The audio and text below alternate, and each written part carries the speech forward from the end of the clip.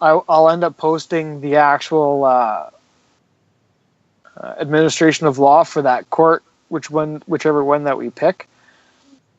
And basically, you will write your own claim in the same format that it is required in that jurisdiction. And us as judges will go over that claim, and as long as we don't boot the claim, right, it can continue, and the person that you chose to be your opponents will have the same amount of days to put in a reply. And the replies, they will reply directly to your claim, right? Because the dates and everything are going to show up, right?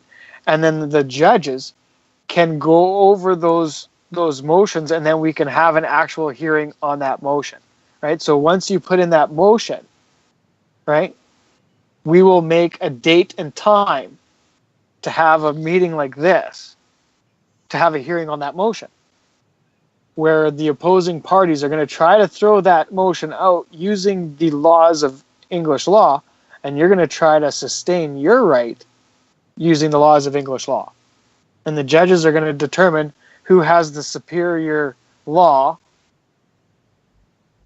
right, in each case, for each factor, right? And so that means that if you're going to start going off into things that are not going to be dealt with, it's going to make your case vexatious, right? Because we have to follow the same rules of the court, right? So this is only dealing about,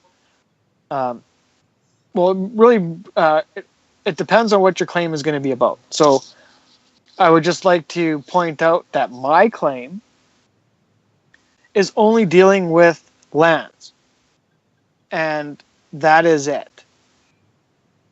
And who the capacities of them are, it's going to be me waiting for them to make a motion, or me making a motion before them to deal with the issues of the corporate person if required. Because you got to remember, certain things are a vested right. It's just assumed, right? You see what I'm getting at? So if by going directly to the lands is going to make the crown make a motion to say, you don't have that right. See what I'm getting at? And then that's when you can deal with that part, right? Because it's the actual crown that's going to try to get your claim thrown out. It's once you get past that crown that you're going to end up being able to, no problem, vest the lands through the fee simple, right? You kind of see what I'm getting at? So it's all based on the land tenure. The corporate person is only the acceptance, and they don't have that anymore. So why even deal with it unless they're going to try to say that you don't have that right? You see what I'm getting at? So they have to prove that you don't have that right. And, well, you have that proof, right? Because once I file my claim, because remember, as soon as you file your claim, you all of a sudden have a series of motions that you now have access to. And one of them is a notice to admit, right? So the first thing that I would be doing after my claim is I would be giving a notice to admit and submitting all these documents that I've sent these people that are a part of my claim that they're refusing to do, that they're bound by law to do. Right? So now I'm showing right away that these people have had notice of all these things, right? So if they do try to file a motion, right, you just go into that court and you have everything that you need, and that their motion gets thrown out now. It's not, right? You see what I'm getting at?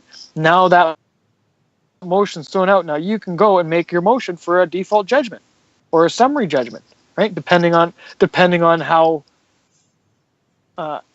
your opponents are acting and what they're doing depends on the motions that you're going to be filing, right?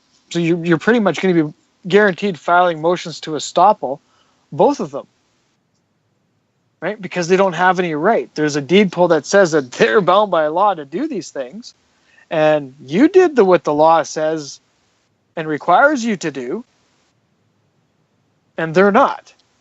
Hey, William. That's why you're in the courtroom. William, are your opponents the trustees of the trusts?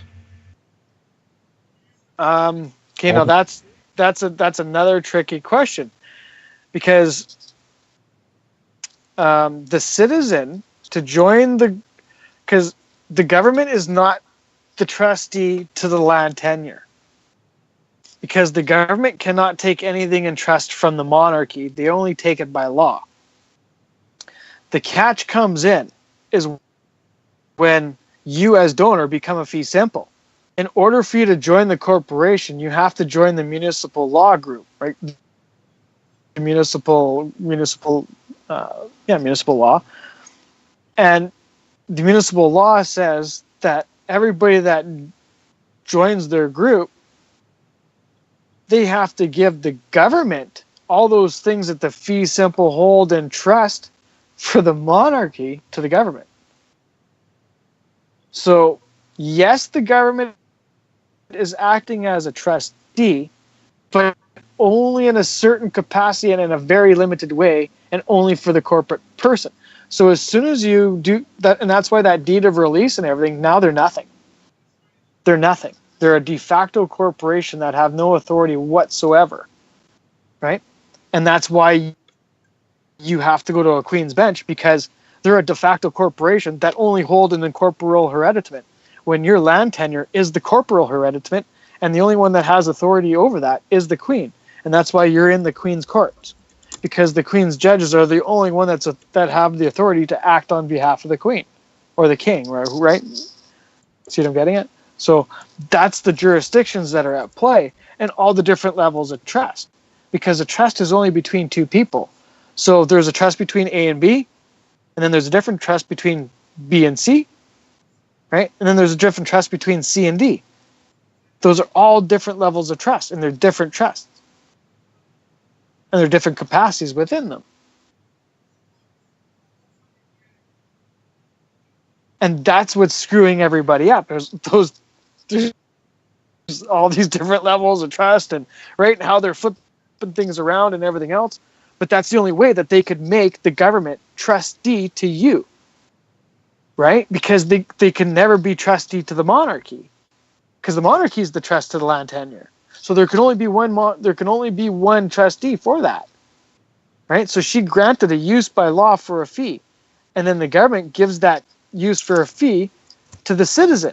So the citizen pays the fee to the government, right? Then the government gives a chunk of that to the monarchy, right? And the monarchy's got to give a chunk of that to the land tenure for the donor, right? And all these trustees and all the people working within it are all taking their share from it, including you as the fee simple, throwing away your inheritance, right? Because you actually have a right to the whole 100% of that right off the hop, but you're choosing to go A, B, C, 4 levels down. Actually 5, because you're giving it all back to the government again.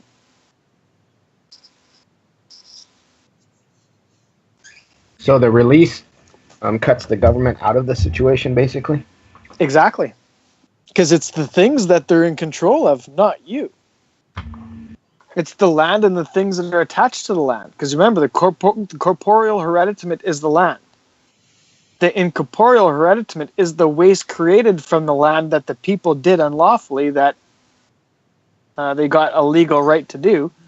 So people could actually still use those things and not injure the trust, because the trust is still getting paid. See, so they made it up a fictional amount, right? Because now, right, because they can't give you gold, because they don't own the gold, because it's yours. It's a natural resource. So that's why they abolished the Gold Act in the 30s, right? Because they can't have it. It's not theirs.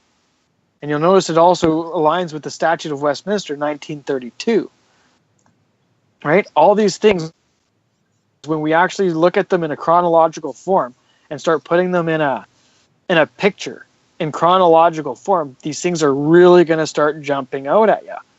right? Because you're going to notice that all these certain things are falling within certain time frames, and and those are the different